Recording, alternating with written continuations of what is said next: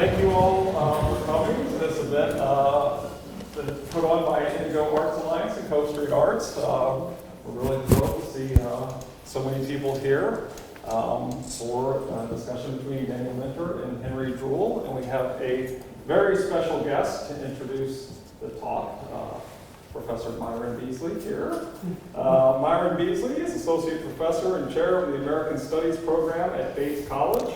His ethnographic research includes exploring the intersection of cultural politics and art and social change, as he believes in the power of artists and recognizes them as cultural workers. He has conducted field work in Morocco, Brazil, the US, and currently in Haiti. The Andy Warhol Foundation, the Whiting Foundation, the National Endowment for the Humanities, and most recently, the Reed Foundation, have awarded him fellowships and grants for his ethnographic writing about art and cultural engagement. His writing has appeared in many academic journals, including the Journal of Poverty, which he served as guest editor for a special issue on the topic of art and social policy, Text and Performance Quarterly, Museum and Social Issues, the Journal of Curatorial Studies, Gastronomica, Health and Performance Research. His curatorial projects include the First Haitian Biennial, the Sao Paulo Biennale, and Dark Art. Locally, his most recent project was Recast Malaga. So with that, welcome Myron Beasley.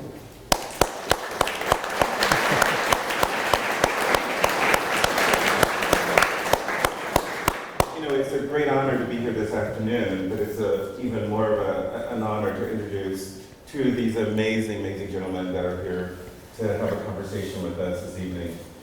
I'm currently on the board of Indigo Arts Alliance, which is right across the street. And Indigo Arts Alliance is an incubator space.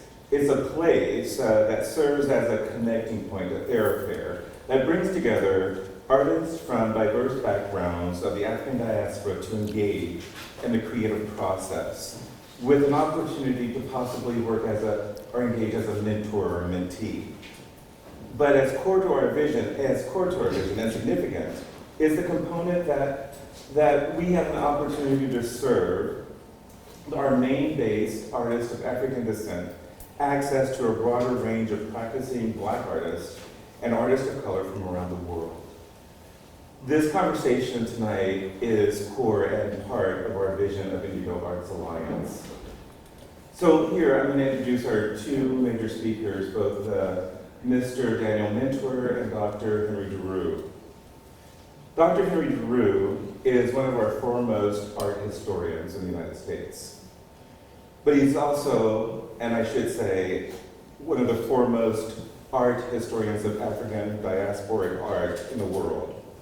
Earning degrees from Hamilton College, where he majored in French, he entered graduate school at Columbia, where he earned both his master's and PhD in African studies. He worked with and studied under such luminaries as Douglas Fraser and Margaret Mead. His scholarship ranges a great host from monographs, academic articles, museum catalogs, and films and videos. Such monographs, just to name a few, include Beads, Body and Soul, Maniwaka, Arts for Water Spirits in Africa and its Diasporas, and Yoruba Art and Aesthetics, and most recently, Striking Iron, the Art of African Blacksmiths. His list of curatorial work is just as substantial, as he serves as an advisor for many of our leading cultural institutions, both here in the United States and abroad. Some of his curatorial works include the soul stitching, patchwork quilts by Africans in India, introspective contemporary art by American and Brazilians of African descent, and African fabrics, tradition and change. His work is genuinely interdisciplinary, embodying a significant tenet of African aesthetics that there's no separation between the sacred and the secular. Dr. Henry Drewal is the Evu Bascom Professor of Art History and Afro-American Studies at the University of Wisconsin-Madison and Adjunct Curator of African American Art at the Chazen Museum of Art. Our second panelist is Mr. Daniel Minter. who is a masterful storyteller. His work extends beyond and between and beyond the mediums of painting and assemblage, which includes sculpture, illustrations, carving, and block prints. With the abiding themes, which I hope they'll be developed today in a conversation regarding notions of displacement and diaspora, the meaning of home, and the spirituality of Africans and the African descent and diaspora. His work is exhibited nationally and internationally, including the Seattle Art Museum, Northwest African American Art Museum, of course Bates College, and of course the Portland Museum of Arts, just to name a few. He is the co-founder of the Portland Freedom Trail. His work also marks the Malaga Island Trail, which I think they might allude to today. He is an award-winning children's book illustrator, and he has been commissioned twice to create a stamp for the U.S. Postal Service. He is also co-founder of Indigo Arts Alliance, and he currently teaches at Maine College of Art. The subject of today's conversation is Othered, the story of Malaga Island, where Mentor situates the narrative of Malaga in a complex web of continued and ongoing discourses of Black experiences in the United States and the Americas more broadly. In doing so, Mentor's work performs a rupture in the pervasive discourse of the master narrative surrounding Black life. The story of Malaga is not unique to the participant in that it participates in the persistent description of injustice, racism, and forced dislocation peculiar to African Americans. However, the particularities of the Malaga story harbors a distinctive horror, which Mentor respectively acknowledges and honorably addresses. So that's the formal introduction. On a more personal note, in the Academy we have this word called generative. Work that is established or research that is deemed significant because it's generative in that it produces more questions and more research, and it has the power to spawn more and more. And it comes from the same root as generosity. Someone who's able to give and to give freely of their time, of their craft, their creativity, and their wisdom. Both of these men embody such characteristics. When I was in graduate school, I wouldn't have been able to write my research or do my research without the work of Henry Drewal. Actually, I cited him so much that my advisor got jealous because I didn't cite my advisor, and I cited Henry Drewal as if I was one of his students. I've not had a class with him, but I benefited greatly from students who have taught, who've been trained under him, who've inspired me, and I've also been inspired by his writings. And in Daniel Mentor, my writing and my research has improved greatly from just engaging in his work, because he has taught me how to look again, and to look again. And not only that, that the African diaspora in writing is about future coming together, future knowledge, and not just something that is rooted itself in a time and space. Thank you both for being here, and thank you for being both generative and generous. Thanks, Thank you. Thank you.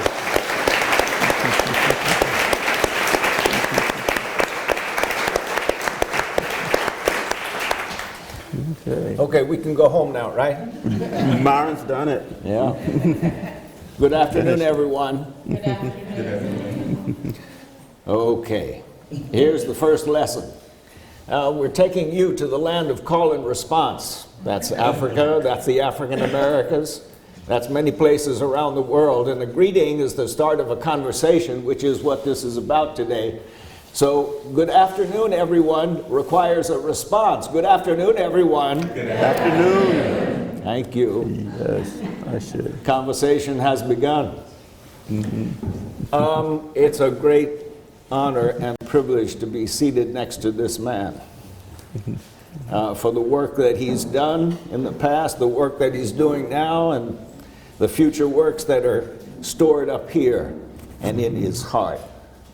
Those are yet to come.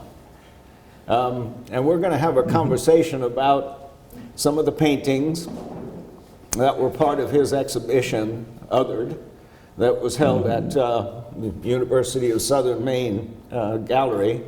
But we want to take it beyond that, because as we've been talking, we want to make note and make that recognition that the issues of Malaga Island, the story of what happened to the people on that island in the late 19th century, is a story that continues to be repeated in numerous places in this country and elsewhere, and that it's a small part of a much larger and ongoing history and story that we want to tell, and that Daniel will tell in his paintings and I will tell in my words.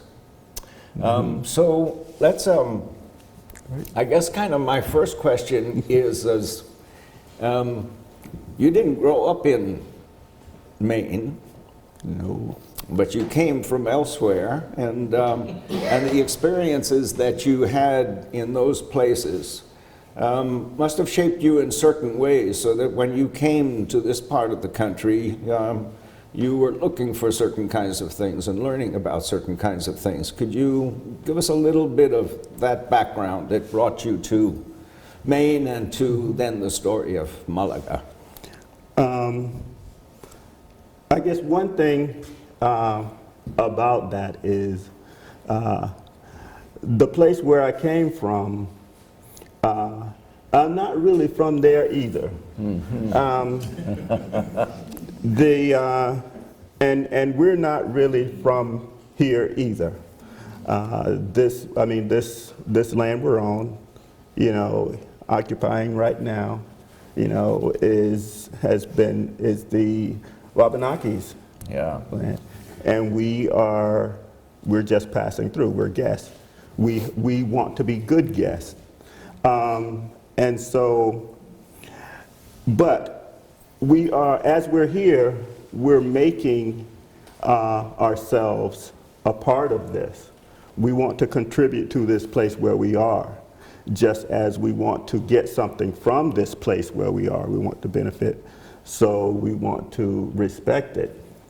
And so the place that I'm from, in Georgia, has imprinted on me. And in coming here and living here, I wish to benefit from the things that are here already. Yeah. But in order to do that, I have to learn about what is here and see what is here and feel what is here. And I have to feel that there is a place for me here. One of the things that, one of the ways that I do that is by trying to connect to the people who are here and learn their stories and try to incorporate small pieces of their stories into mine. That way we go, that way we join together and we walk on this path together. It becomes the story becomes more complex, as we walk together along discovery. So coming across the story of Malaga Island, it was a very complex story, and yet simple at the same time. How did you first hear it? I heard about it in doing research and learning about the history of people of color in Maine, black people in Maine, and doing work on the Portland Freedom Trail. Jerry Talbot had done some research on the story of Malaga Island, and years before, and then others also had told the story of Malaga Island, and it had been brought back and then forgotten and brought back and forgotten over and over. Yeah. So, and the same images were always brought back. These same photographs, of the people and the families on Malaga Island, and the same old stories, you know, told and told. And I wanted to find a way to help people tell that story from a personal perspective. Yeah. It has always been told as, you know, as something that happened, you know, happened back then. Something that happened. It's instead of something that is happening, you know. Yeah. Mm-hmm. Yeah. Mm-hmm. I don't know if I answered your question. Yes, I kind of rambled a yeah, little you bit. did. Okay. No, you did. You did. Yeah, I was just wondering if it was through oral tradition that you heard about Malaga, or from your research, as you said, and then finding the same images or ideas as part of the story being repeated again, and you're wanting to go deeper, to layer the lives of the individuals that made up that community. I know when I first came up to Portland and met you, and I said, let's go to Malaga Island. Right. That was a very moving experience for me, because as we drove up there, you were telling me some of the things that I was going to learn about, because I had never heard about it at all. And then when I was invited to write the essay for the catalog, that's when I went deeper and we talked more. And I started thinking about that first day that I was on that island.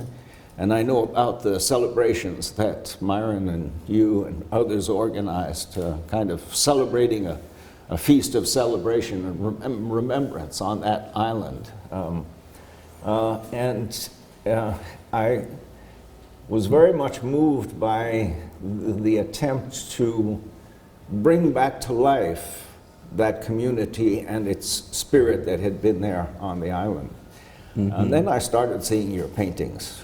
And that's what really moved me the deepest, because I felt that they were really capturing something of that spiritual presence that is ever there. Even though this is a story, as you say, that happened in the past, it's also a story that's happening in the present. Right. Yes. Lots of the ideas that you bring to your work talk about that. But let's just show the audience some of the installation shots, because one of the other things that you did as part of the project, which I liked very much, was that it wasn't just your paintings, but it was the things that were being discovered as a result of that archaeological work.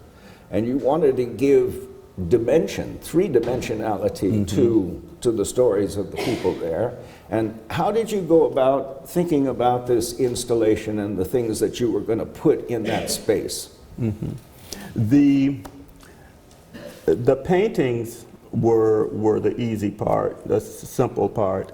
But all throughout my engagement with the story of Malaga Island, there had also been the work of the archaeologists who had been working on the island. So that work was also present within my thinking about, you know, the story of Malaga, because they were learning things as they were learning things, and I was learning from them at the same time, you know, and discovering, you know, the pieces that were left behind on the island, discovering little things.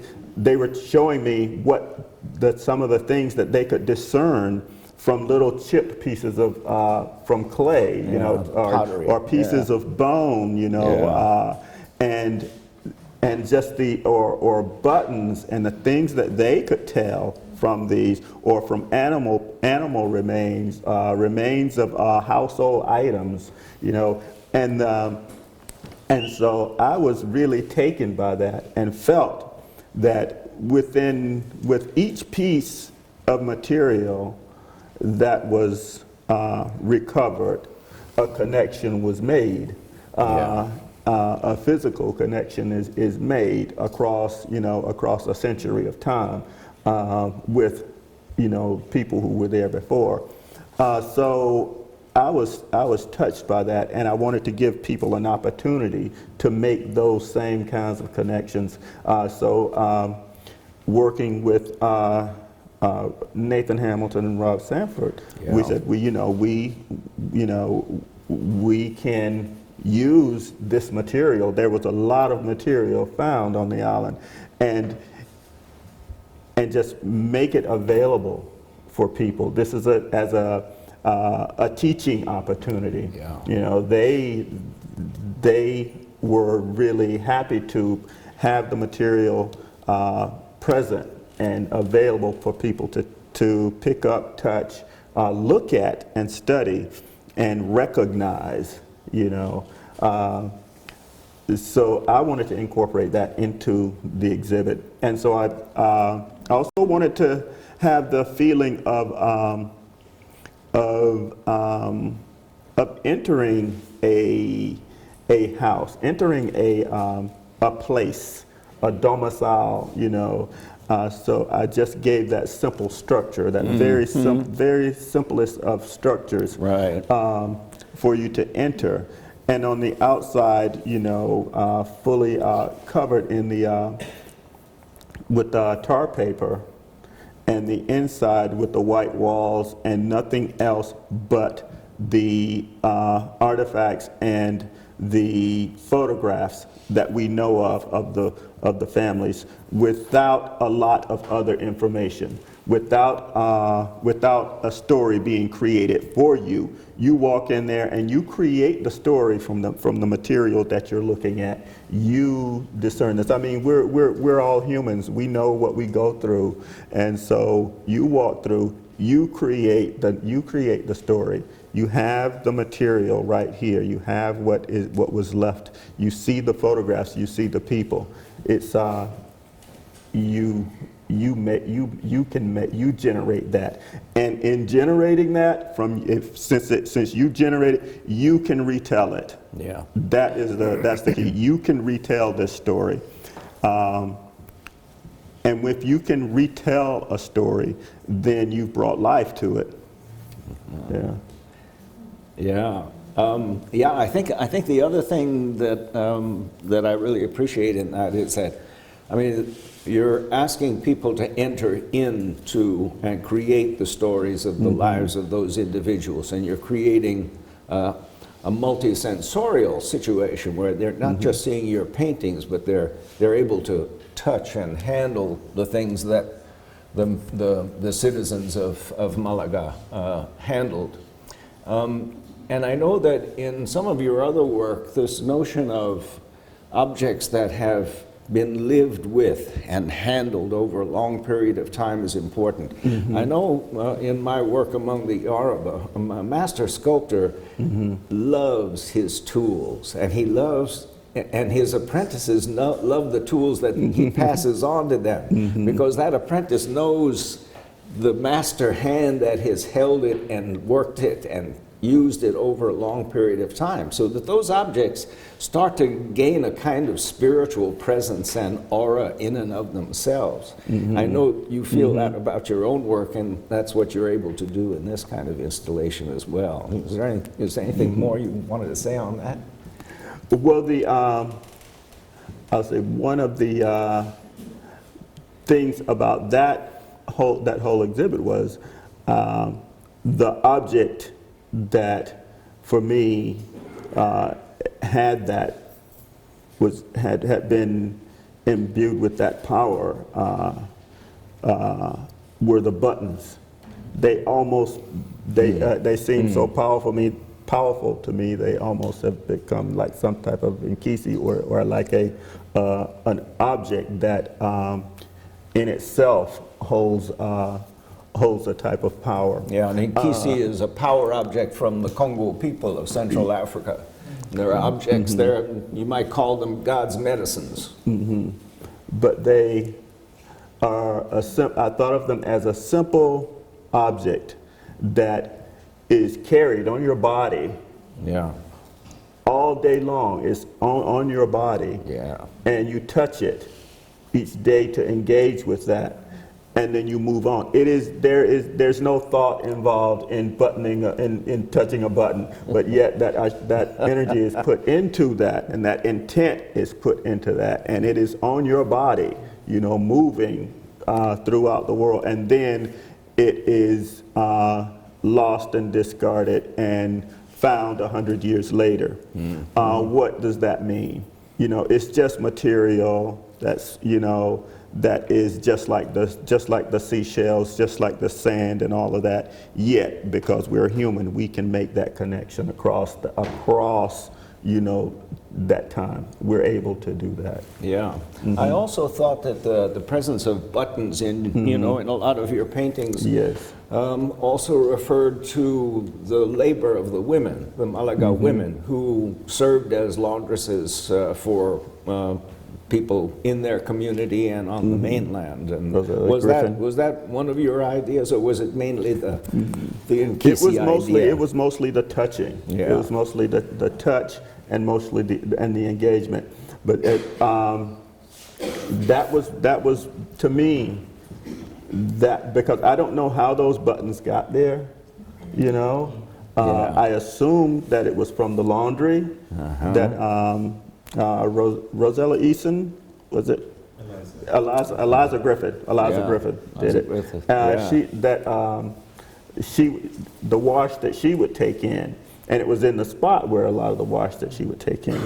But I also realized that buttons are something that we kind of, you know, drop and leave, you know, constantly. All right, I'm going to move us. I'm going to move us from buttons to blues. I want to start with the color blue, the concept blue, and the blues, because you're wearing blue. You're a co-founder of Indigo Arts Alliance across the street, and this first painting that we're looking at and the others around this room also are suffused with the color of blue. Talk to us about blue. Blue,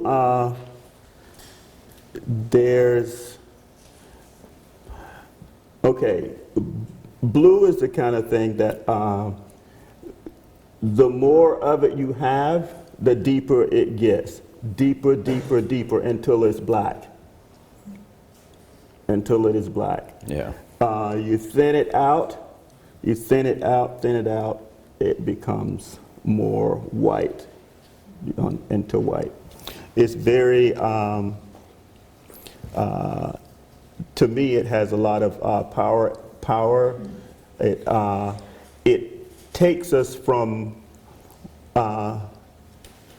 the deepest interior to the farthest exterior. And when I say that, what I'm talking about, it takes us from the bottom of the ocean, the blackest black at the bottom of the ocean, come up from the ocean, you start to see that indigo, you start to see the deep, deep dark blue. As you come up into the shore, you can see the sky. You come up into the sky, you get into the sky, it's bright, bright, bright. And you see the sun is just white, bright. But as you go past the sun, you start to, the color blue starts to get deeper and deeper and deeper until it's black again.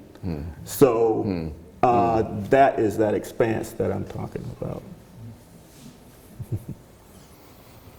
Yeah, blue. You know, I see your paintings through what I learned in my time in Africa as well, and in Brazil, which we also share. So the sacred colors of the goddess of the ocean, Iemanjá, is blue. But there are different roads of Iemanjá, some that are the deep ocean, the blue black depths. Old Iemanjá. And then there are roads of Iemanjá that are on the surface, they're on the waves, and on the crystal on clear. the white foam that the waves make.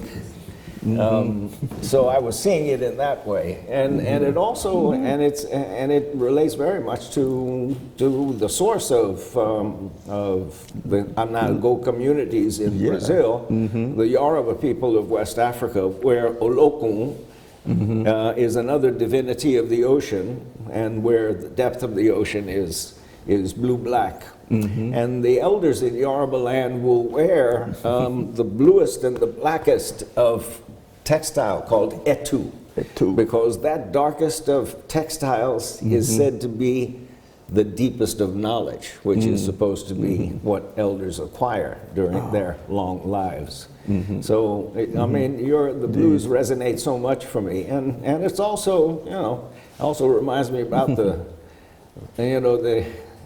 the sorrow of this history of Malaga as well. Let's talk about this first painting, if you will, or maybe we can choose another one if you want. That's fine. Let's start with this one. That piece is, I guess, I don't know what the thing is you notice first on that, but there's an island. Yeah. Island at the bottom of the piece, and then moving up. Yeah. Yes, the one. Yes, I see it. Okay, great. You notice there's a boat at the top, and I use that boat. I'm using that boat to communicate a lot of things.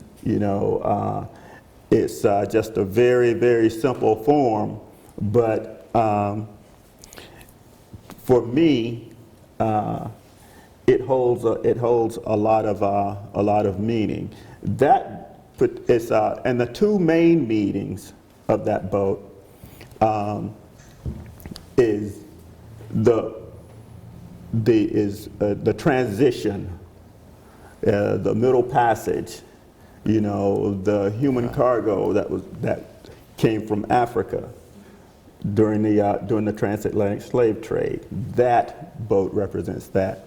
And in talking to the Native Americans here and seeing their response to that boat, only deepened my feelings about it, because they said they see it from the shore. They see the boat from, and I imagine as we see the boat from inside the hull, they see the boat from the shore, and it's also and they see it as ominous in that way.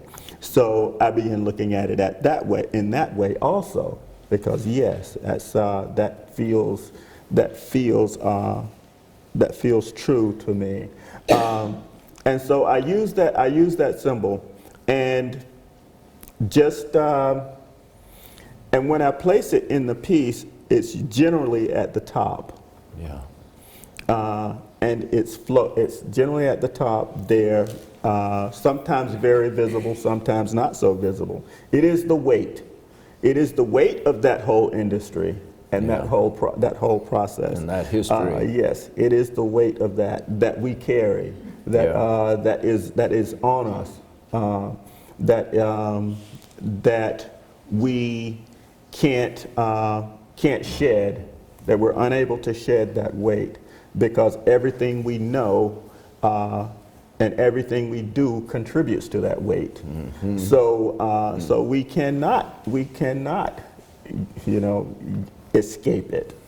It's there. And then underneath that boat, on this particular piece, you see, I guess, another object, which is the inverted shape of that boat, which is an instrument, a caliper. And that caliper, the calipers were used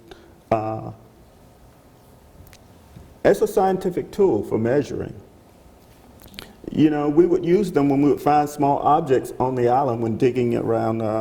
The archaeologists, they use that tool. It's a very useful tool to measure things, to compare sizes. It is only a tool, but it's a whole lot more when you consider that the ways it was used to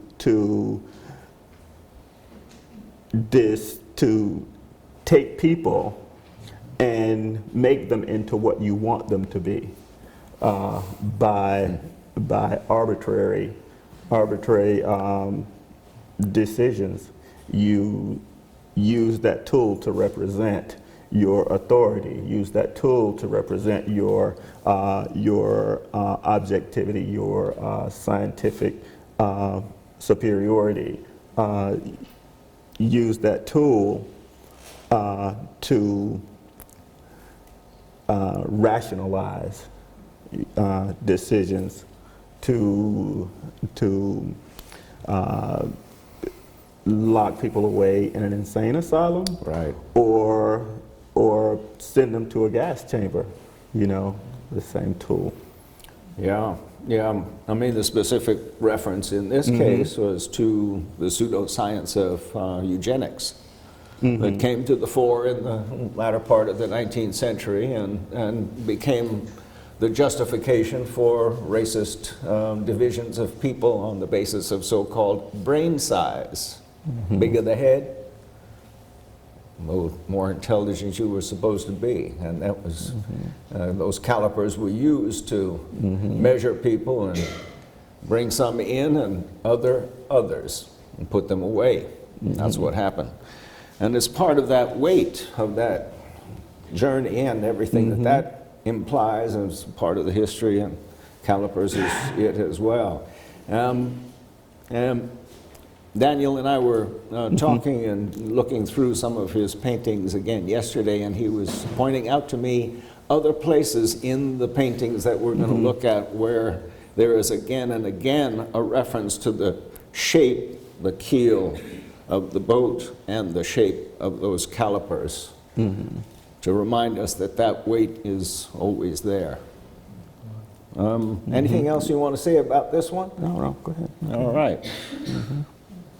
Yeah, another version with the weight of that boat up above, the calipers literally and figuratively measuring the head of an individual. And I was also taken by the way that Daniel does his coiffures. Those coiffures, the hair is, I think about the waves again on the edge of the sea, the foam and stuff, and the way this hair rises at the center of the head. You want to say something about that in relation maybe to Brazil, to your experiences in Brazil? Okay, one of the it's a very small thing, but in that piece, the calipers are blocking the energy that's rising from the head, you know, that's rising, that's coming up, It's being blocked by the calipers. Yeah, steel is holding it down. Yes. Yeah. Okay. Yeah, and that energy that you're referring to is the spiritual essence that resides inside the head, the spiritual head. Daniel and Marcia have spent time in Brazil, especially in Bahia, have become active and part of candomblé communities. These are the Afro-Brazilian religions of Brazil, and where the head is the spiritual essence, the inner head. The ori inu is the spiritual essence. And I mean, the head is what's at the attention during initiations and preparations and so on. And that's why they're so prominent in your paintings as well. And that is one of the reasons I think that you don't touch black people on the head. You don't. It's considered very intrusive to touch someone on the head or to do something with their hair. Right. You know, to take a piece of their hair, do something, you know, to do things with the hair, because that is part of the head. And and part of and part of the thing that continues to live even after the body departs. It's seen as a source of that energy that needs to be protected and guarded. We've talked about oceans and blues and Yemanja and Yes. and that inner head, the spiritual inner head, I thought was very much visualized and brought to our eyes in so many of Daniel's paintings, especially this one where the inner head is in the form of a conch shell, this kind of spiraling form.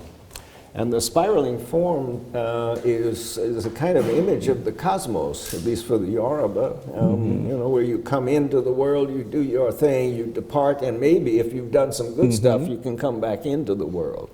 It's a continuing cycle and spiraling of life. And you want to talk to us either about that or other things in this painting? Well, in that, I also just incorporated another plant symbol within that also, within that, you know, just because of there are these small little ferns that grow around here that is, that I was very intrigued with because people eat them. These are the what, fiddler ferns? Yes, Yeah. yes. And they make that spiral shape. That's right. And they're only available for a short time, you know, and they are,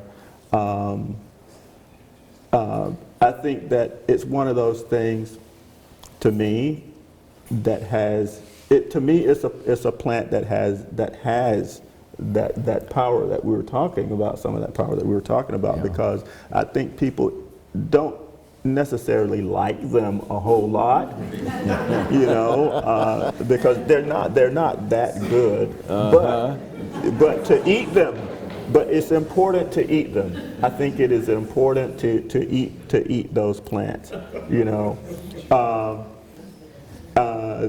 or to gather those plants. Because I think you get some type of energy from their continuing. I mean, it's in the springtime. It's like just renewal. It's rebirth, renewal. You get something from that other than just the nutrition of eating. Actually, that theme of growth and life and cycling and so on comes in other images in your paintings, because you like lots of plants. There are lots of plant images and different kinds of plant and food images. Could you want to expand on that a little bit? I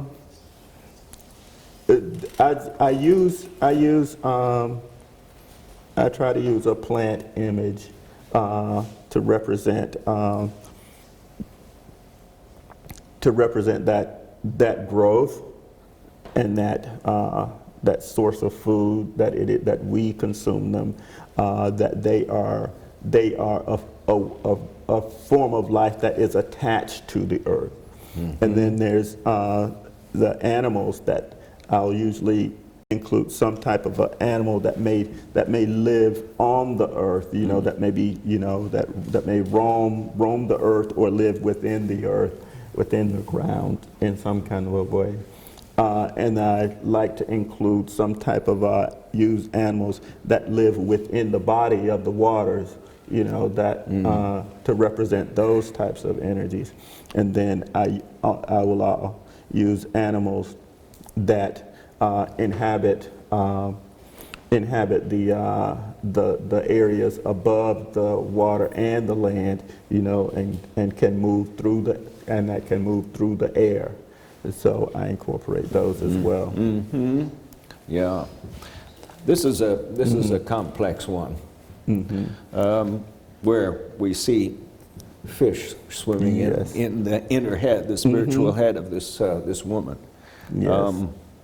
And the mother figure. Yep, mother of fish, because Yemanja is mother of fishes, the goddess of the sea. And then you have these kind of pendulous forms in the abdomen area or in the bodies of some of your figures. And they're always floating figures. They're upper portions of figures that then float in the space, which also makes me think of this kind of the presence of haints or ghosts or the spirits of those who lived in a place, and then bringing it back to Malaga. But could you talk about some of the other elements of this painting, especially around her collar? The piece in the collar it goes into that one. There's a lot in there because it is in the shape of a boat. Once again, it's in that shape of that boat. Yet that boat, and then there are bodies within that boat, and those bodies within that boat, they represent multiple things. Also, they represent the generations.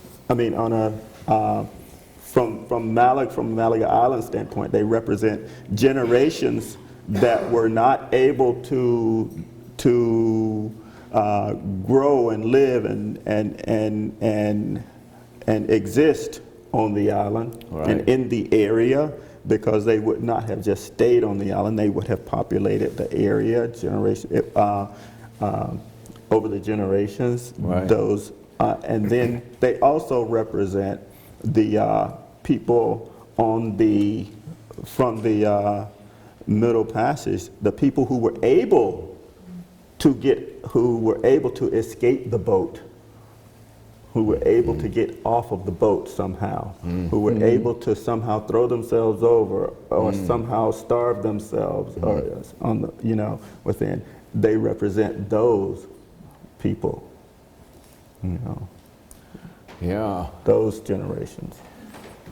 Yeah, those journeys of death and of horror are certainly a central element in your painting. And I've just been hearing about another artist, Anya Jackson, who lives in Detroit, who's developing a series of works on the survivors of those. That is, those men and women and children who escaped bondage by throwing themselves or getting off of the ship, developed water processing lungs, and they lived. They lived under the water, and she's developing a whole series of works on the society of those survivors who made their own world under the water. That you're referencing here in this boat collar, and of course those bones too. Well, the Igbo from Igbo Landing in off coast of Georgia, they either walked back along the bottom of the ocean. They walked back along the bottom of the ocean, or they drowned themselves, or they flew. Yeah. But they went back. Yeah. By all means necessary. Yes. Good. Anything else you want to say about this one? No, we can move on. Okay. Yes, all together there. Yep, the three that we've just been talking about there are the buttons. And those buttons, the form of those buttons, then turns into this kind of four-leafed plant as well that refers to a local, to a sea plant, the patterning, of the buttons. And the buttons here. On those. Now, here's another one that's, because you were, one of the other interesting things we were talking about is gesture. As a painter, as a sculptor, or as a painter, because you do both actually, artist gestures are in fact generative, to use the word that Myron started us with and reminds us about. Those gestures are generative. And I was asking you about how there seem to be these vertical lines and horizontal lines in the backgrounds of some of your paintings. We'll see them as we go along, but we'll come to that. But right here is the gesture of a woman, and she's got one arm up and another one reaching down. Can you talk to us about gestures in your works? As far as the Malaga Island, well, I like gestures made by a single figure. I generally like to use just a single figure that, and then use the body gesture to communicate a certain thing from that, and then use the textures within their clothing or elements, other places, to communicate other things, you know, to create to begin to create a conversation in the piece. In the Malaga Island series of work, it was important for me to give the people, or to give the people a something that could not be taken away, because it was such a story of taking, a story of loss. Yet, that's never the whole story. You know, no matter what the situation is, that is never the whole story. There's that gesture that found is a very simple gesture of, you know, of holding yourself there, but and moving it outward just a little gives you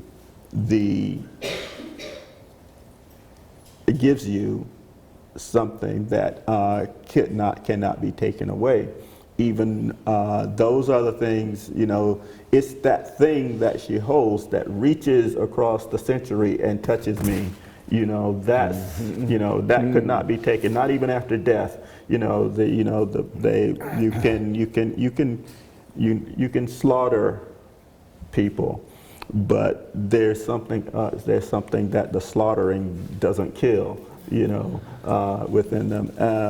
So in that, I wanted that idea. I just wanted to embed that idea and a gesture that could be used over and over and over again, that could be easily understood, to give that sense of there being something that can't be taken away. And so I use it as much as possible, just to embed the meaning, you know, just more embed embed that meaning. Especially this one, even Yes. where Yes, the circle is in even more closed. Yes, it's tight. And, Yes. and it happens right where she would be touching her womb, if there were a baby, as if there were a baby inside. And I found that really powerful. And it goes back to the spirals, the circles, the Yes. closed circles and the spirals that you have and throughout. She wears a boat neck blouse. We call it a boat neck, right? That occurring again. Oops, sorry. What? Oops. Yeah. All right. There. Okay, blues dominate most of the work Yes. that you have. I want to bring this out to full screen. Is that this? No, sorry. I'm making a mistake here. What's that? That's it. There we go. That's better. Yeah.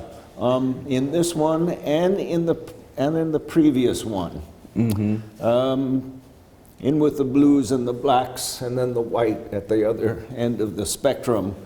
There are striking and strong places of red. And I always wondered about that, so I wrote some question marks about it in my essay. Tell us about the presence of red. In that particular piece that you're looking at, I added an element to the pieces. These are addressing more contemporary events. Matter of fact, I was thinking about the emotions and the expressions and the things that people today, as they walk out onto Malaga Island for the first time, what they are feeling, what they're carrying with them, what they're getting, what's happening inside them. And I noticed the expressions on the faces of people. And one of the, this particular person here, Nanin, she's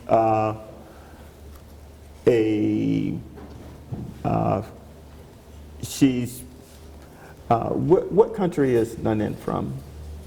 What country is Nanin from? She's from Sudan? From She's Sudan? from Sudan. Uh-huh. But the expression, we think that Malaga Island is a Maine story, an American story or whatever, but the expression that she carried was exactly the same as Christina, who was born here in the state. And so I wanted to somehow show that intensity of that expression. And the expression was a intentional quiet, Yeah. and a forceful closing of the lips, you know, to keep them closed, to make sure that nothing comes out, because if something comes out, you won't be able to control it. You don't know what it'll be, so you don't let it out. You keep it inside, keep it there, inside. and this is where it stops, you know, and that is where it builds, you know, there. And Yeah. it's just to keep that idea of that something being caught there, being, you know. Yeah. Yeah, and that's a powerful way to express it too, because you know colors have these emotional resonances. I mean, blues tend to be more quiet, calm, or at least contained, where the reds and the oranges are hot and strike out. And it's kind of, and you'll see in a number of the paintings where there's a red right here in the throat, where something wants to come out and maybe it's too harsh, and so it's contained and held in. And this is what Daniel was telling me more about. Anything about this one? You want to say anything about this painting? It's just that this series of paintings, I mostly wanted to work with actual people. Yep. And actual people who I felt had a connection to the island in some way. The young women that were on the island, one of them is a distant descendant of people who had been on who had lived on Malaga Island, and the others, like him, he's a direct descendant. Yeah. Who was out there for the first time. Who's his grandmother brought him out for the first time a couple of years ago to see the island. And so I was interested in the just the efforts that they made to not let out, you know, the sound. Yeah, it's there on the inner, on the inside of his collar and on his left shoulder. But Yes. it's there. And but- all of his resources yeah, he's draped in all of his resources. Yeah. Everything, all of the resources, I mean, spiritual resources. And those are the animals and the plants and Right. things that are draped. Yeah. That are draped over. yeah. So if you look closely at that collar, you'll see birds and cock, a rooster, a tortoise, birds and Yes. other animals, earth and water and sky. Yeah. And again, that ever-present keel of that There. ship, the weight It's of there. that history. It's there. And the fishing hook. Want to go fishing? Let's go. Let's go. Yeah, objects that would have been handled and used over long lifetimes and to sustain community. Yes, that is the niece of Gloria Tripp. Of Gloria Tripp. Harrison. Yes. Again, on the first time she Yes, ever came first to time, Malaga yes, Island. Yes. Yes. Yeah. First time she saw the island. And the thing about the Tripp family is that, and most of the families of Malaga, is that the stories and the histories were fairly new to them. It was not something that was passed down, you know, over the generations. It was things that were newly realized. You know, they the trauma, the ripples of trauma are reflected in today's generations of those families, and the stories or the realities of the history of Malaga Island help them answer some questions, you know, and help them understand some behavior that they did not understand before.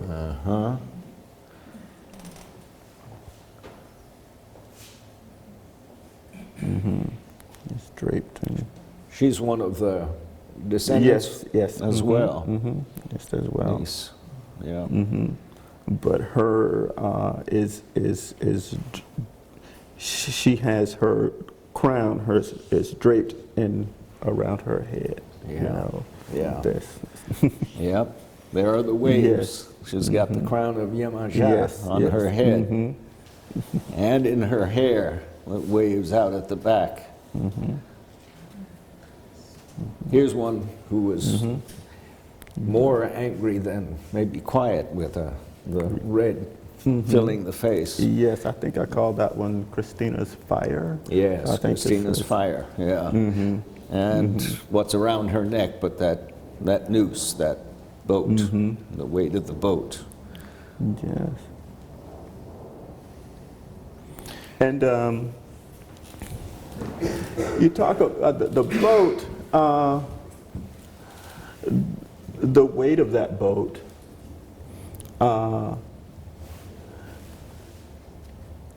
I understand what it is. I understand that it's there. It's taken a long time, you know, to realize that how present it is, you know, it's inescapable. But white people carry it too. They carry that same weight, though they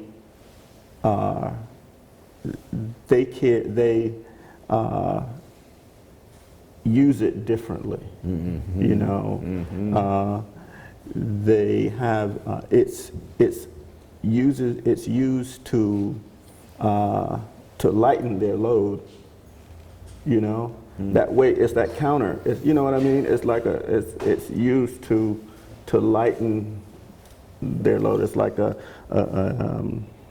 balance beam, you know, that one side is heavy, the other side is light, and they use it to lighten, they use it to give them counterbalance. Yeah. You know? Yeah. Yeah, and, I'd say but that- they don't see that it's Right. there. Yeah. Yeah, either they don't see it there or they lighten it, us white folks lighten it by saying, well, that's something that happened in the past. And why can't we just get past that past to the present? But in fact, we can't, can Right. we? No, it's not possible. It's not possible to get there because you have to eliminate that whole idea that you need to. Before, you know what I mean? You have to eliminate that idea, the idea that that there is a difference in us. You know, you have to eliminate the idea that you should have this and I should not have this. You know, and that you have to eliminate the idea that certain people belong over here and certain people belong over here. Have to eliminate the idea of othering. Right? Yes. I mean, yes. the center you have of, to of eliminate your that. exhibition and the work that you do. It's Yeah. allowing some people into a space and other people not. Yes. And that continues today in Right. so many other forms. And that doesn't way it? of thinking is way too valuable Yeah. to give up because it's you know it is what this economy is based. That's what this is based on. So it's too it's you know it's too full of riches. Yeah. Yeah. You know. Yeah. So it won't happen. This is a piece that takes us into the other kinds of work that Daniel has been doing in the past. How are we doing on time? Oh, on Okay. time? We're good? Okay. I mean, we can go until nightfall, can't right, yeah. No? I mean, Henry, we can continue it talking and going on, we? you know? Okay, all right, fine. Okay. Then why don't tell us a little bit about this and we'll kind of conclude here. Yeah. She says questions. That's what she says, yeah. Questions, Sarah's okay. got some questions for her. Right, okay. Well, I included this piece because a lot of the things that we've been talking about, the ways of looking at objects, the ways of thinking about material objects, things that humans made and use, and the ideas of existence within this world, and the things we do to buy our existence within this world, you know. Yeah. Is embedded within this piece, and so there are lots of pieces of the symbols and the way I use symbols in this piece that I've been talking about throughout. You see pieces of it throughout my work. To me, the Malaga Island pieces are simplified because. If you want to, when you want your message to be understood, you keep it simple. You keep it very simple.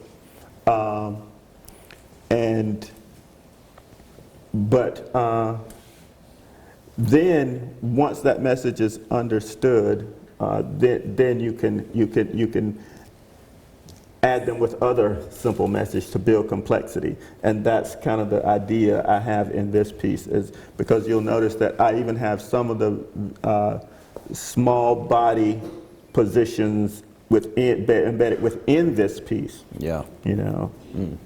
Yeah. Good. Okay. Now, Okay. can we open it up to the questions? Let's see if anybody has a All question. right.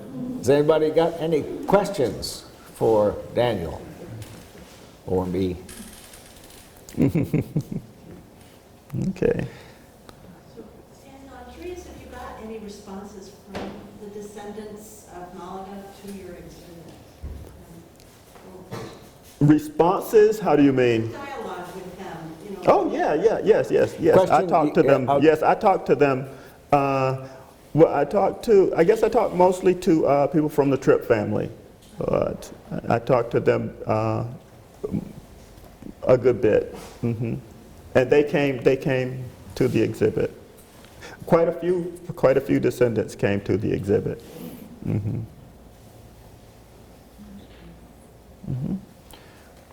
Any other? Yes, another question? So many of your works are in this long vertical format. I wonder if you can talk about the decision to compose the work in that way. The simplest way, the simplest way to explain it is that is the relationship of another person. You know, that is the relationship of another person. You know, and I want them to have that presence of another person. Since I use the body so much, I want that. I want that. Yes, it is that. It's that proportion that we understand as an individual. So I use that. You know. Yeah, and in fact, Daniel's public work is just in the yard, the schoolyard, the park right near here. So a series of what, 5 or 6 standing guardian figures at the end of a field. And they're turned into rectangles at the yes, they are. Yes. We know that they are standing people. Yes. Not just people, they're mothers. Mothers. So Yes. sorry. Sorry. Yes, I didn't mothers. get close enough to know that. Yeah, you would have seen. Yes. Okay. Mothers. All right, good. Yes, Yeah. question here?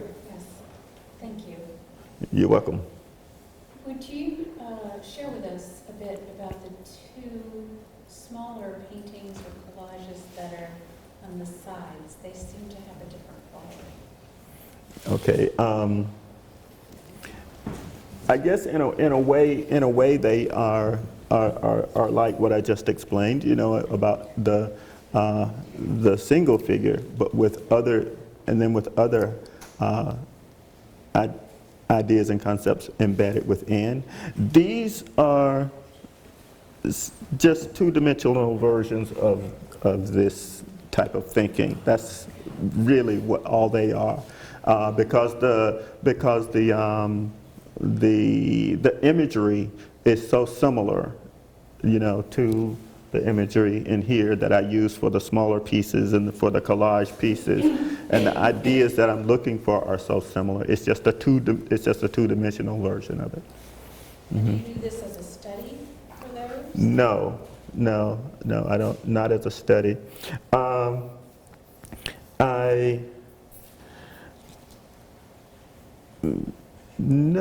say I do them to think and answer questions for myself, and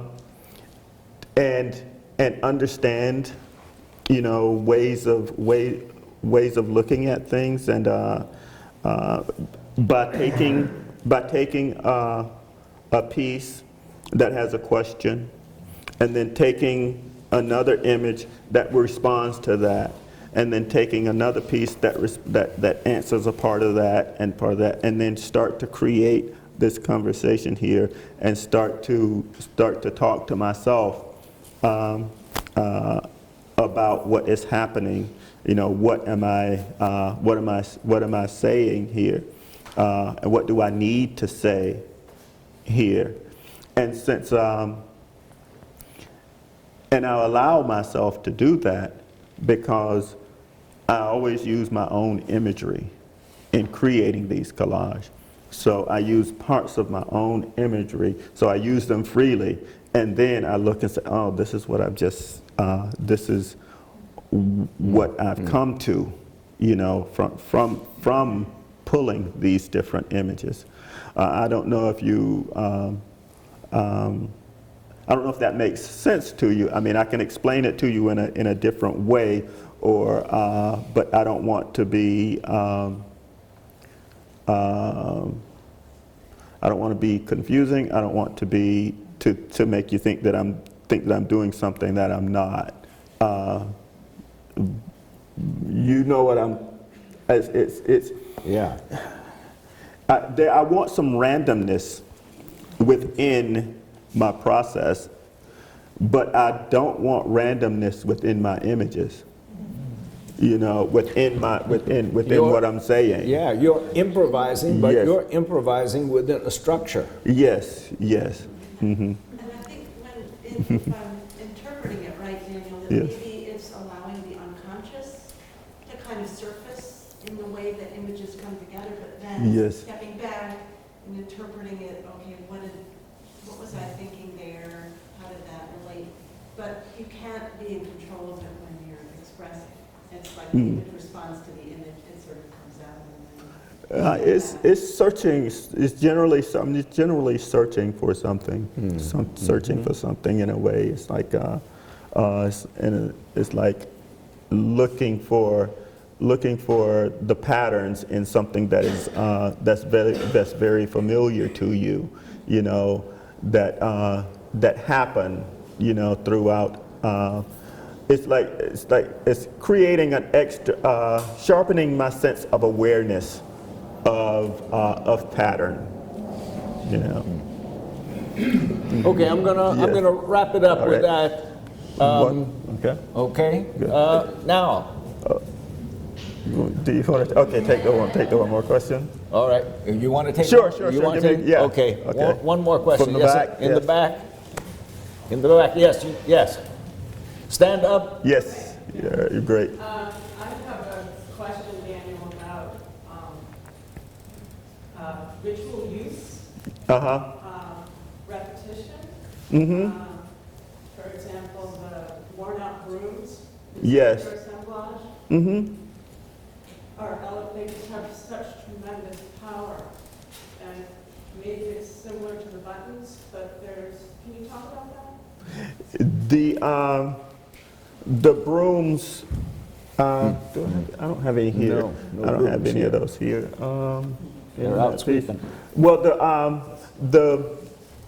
the brooms that I use in my work, I use them because they are because they appear to be worn out, because they have been used, and because a broom is such a simple object that that the intent and energy that you put into it is pretty much always directed toward cleaning.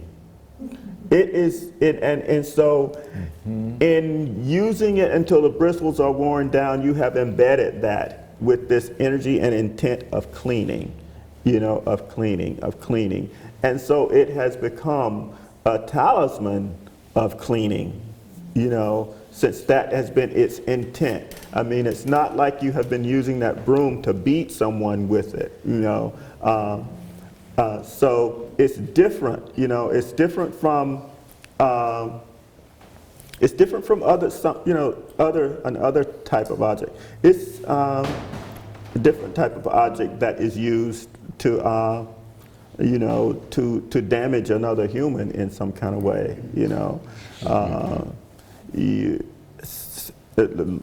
look at the energy that's embedded in a gun, even though it has never killed anyone, it wants to,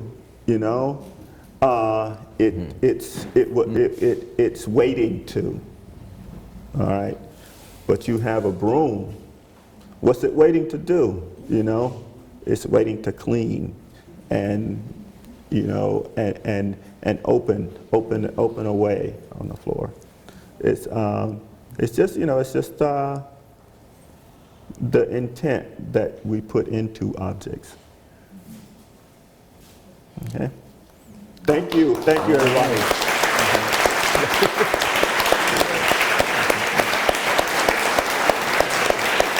Thank you, Henry. Thank you, Daniel.